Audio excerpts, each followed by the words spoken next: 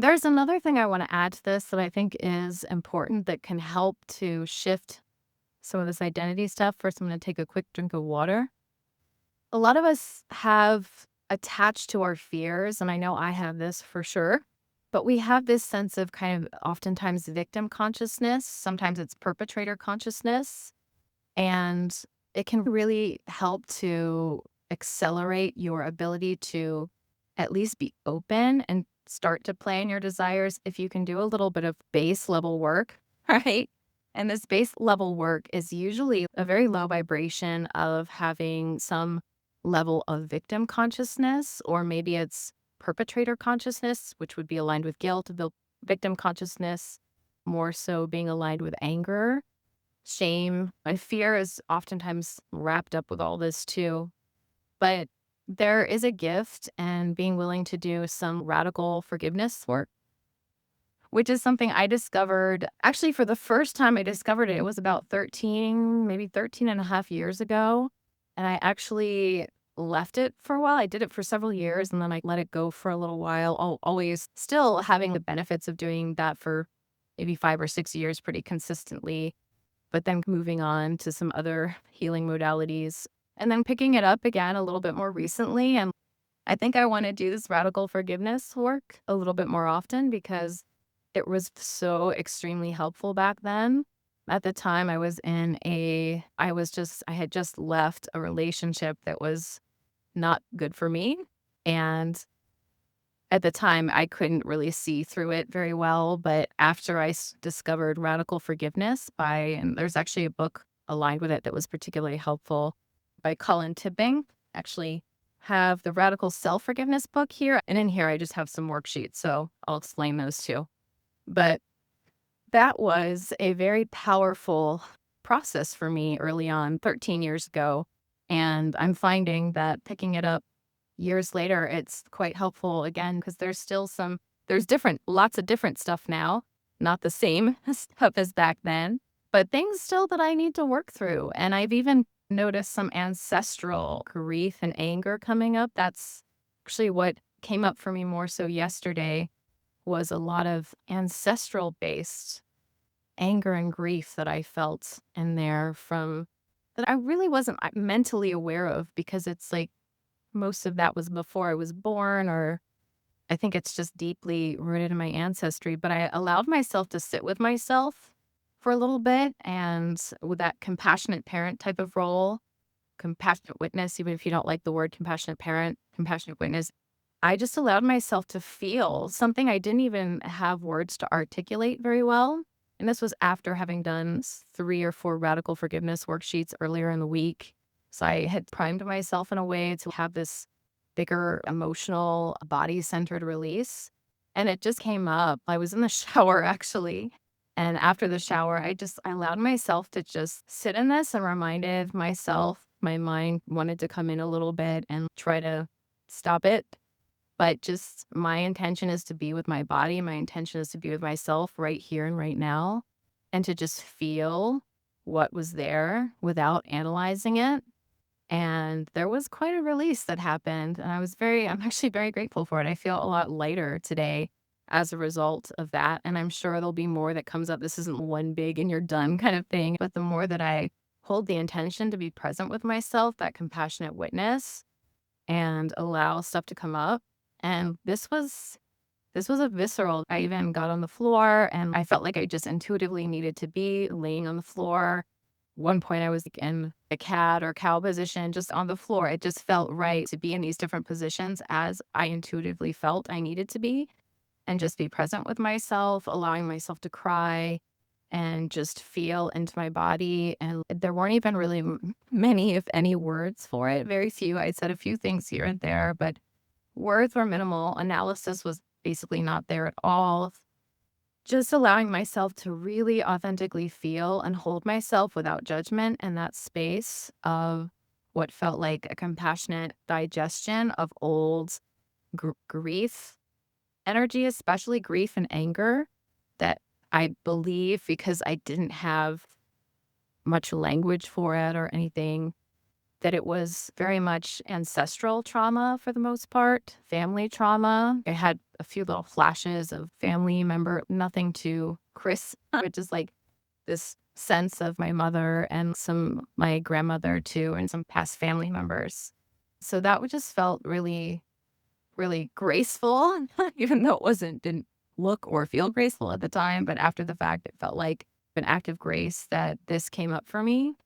And as a result, I do feel lighter because of that. And I do feel like something digested and that I was holding on to something, especially here in my lower chakras. I would say probably my sacral and solar plexus chakras the most, that I was just holding on to something that I didn't need to hold on to anymore for anyone else, for anyone in my lineage. But there was just this sense of, I don't need to hold on to this anymore. That was the only words that were really there, and just an intuitive nudge to really be here for myself and rub right in this area, my solar plexus and sacral chakra area, belly area, to just help to further just move this emotion and feel the rawness of it and cry it out and allow myself to shake and tremor a little bit too and yawn. There were a lot of a lot of yawning that came up. So it can take a lot of different forms, but nonetheless, that was just something that came up. Actually, I think probably it may have come up anyways, but I think it most likely came up because I had primed myself a little bit and I had given myself permission to return to this radical forgiveness practice and did some radical forgiveness and self-forgiveness worksheets earlier that week, and just this was ready to come up because I was giving permission in my body to be present with myself and love myself enough to release and digest some old, stuck ancestral wounds in this case, I believe. So that was just something I wanted to share that is a possibility, and radical forgiveness can be a real facilitator for that. So back to this discussion on victim consciousness and realizing along with that, with what radical forgiveness teaches. And I know this can be a little controversial, especially for some who are really identified with their anger and had really horrendous things happen to them. This is not to negate, just to say, if you're not familiar with radical forgiveness at all, or Colin tipping, may not be for everyone. It really called to me, and I think it's helpful for most people, but may not be for everyone.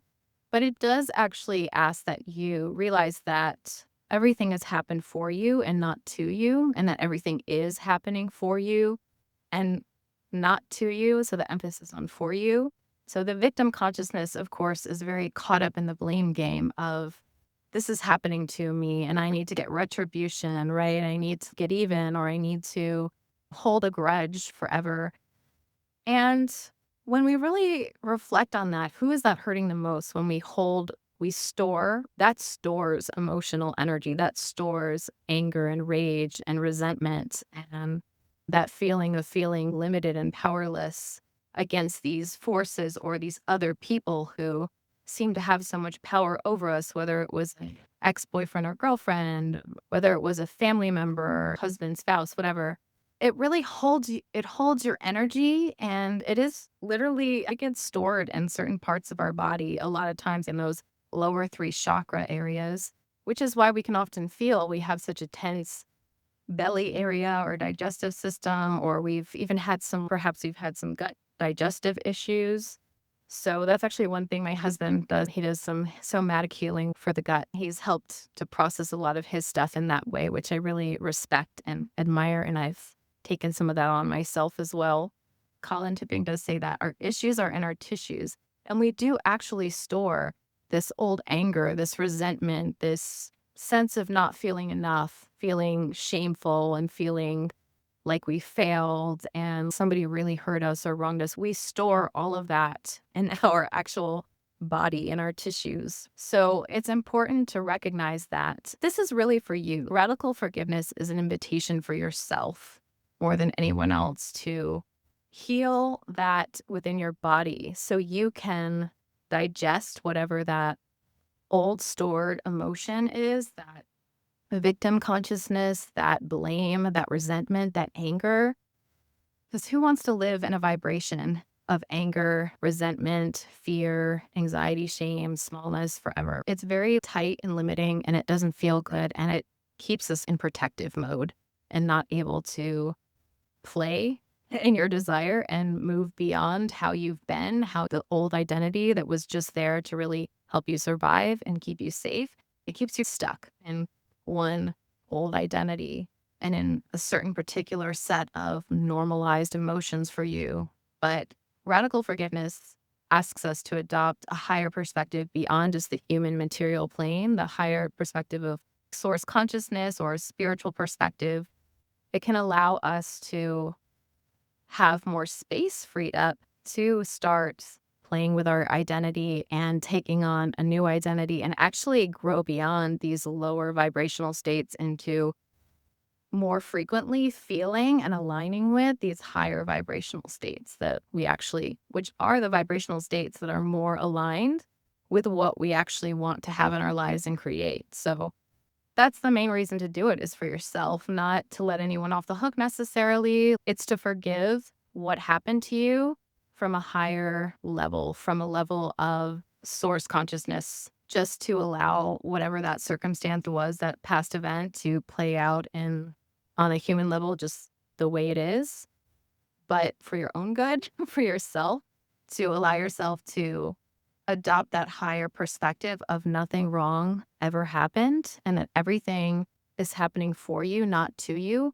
for the sake of your own health and healing and digesting of those old stuck emotions and moving beyond the smaller, limited identity that you've had so you can create what you actually desire and be more of a vibrational match for those things that you actually want. And but actually, for the worksheet right here, it does require, maybe in the beginning, it requires a little bit of mental, right? Because it is asking you to tell your victim story on the early parts of the sheet, but on the latter parts, it's having you do a radical spiritual reframe of whatever that past event is from a higher level of consciousness to essentially realize that and come to the kind of trust and the knowing that from a higher consciousness level, from a spiritual level, nothing wrong ever happened. And these events actually happened for you and not to you. And because it's allowing you to see, it's giving you an opportunity to, in a sense, see the perfection in this very difficult, painful, challenging situation, in order that greater part of you and also your human part can learn and grow and evolve. And for me, these worksheets have really helped me get back in my body. There are a lot of other practices. My somatic practices have also helped me get into my body. So this is just one technology and tool that I'm sharing that you could try out or check out. And again, Colin Tipping is the author of Radical Forgiveness. And I think the worksheets are on his website, able to download them for free. But if you're really new to radical forgiveness, it may be good to read the book. This has really helped me. You can begin to reframe past events and make peace with them on a spiritual and body centered level, which really is the key. It's one thing to intellectually say and identify with that nothing wrong ever happened. It's a whole other thing to really be that within your body and within your energy and to feel that from an authentic embodied place. That really is the greater goal, because we don't shift anything. If we're just taking up different ideas intellectually. We know this on an intellectual level, but we haven't really experienced the transformation, the embodiment of that within our body. So taking radical responsibility and realizing that there was a greater and higher purpose for your life, challenges and circumstances, and just understanding that from a higher level, your higher self chose to have these experiences, these oftentimes very painful experiences, so that you could learn, grow, and evolve. That enables you to see the light in the dark and to resonate with the greater truths that you are having a spiritual experience in a human body. From a spiritual perspective, nothing wrong ever happened, and things are happening for you and not to you. I just wanted to leave you with that and thank you for being present with me today and for witnessing my story and allowing me to share with you what's been most helpful on my journey to shift into my desired reality and to play with my desire and become that higher version of myself that has always been there for me. There are a lot of different resources out there that can support you. So have a blessed day and thank you. I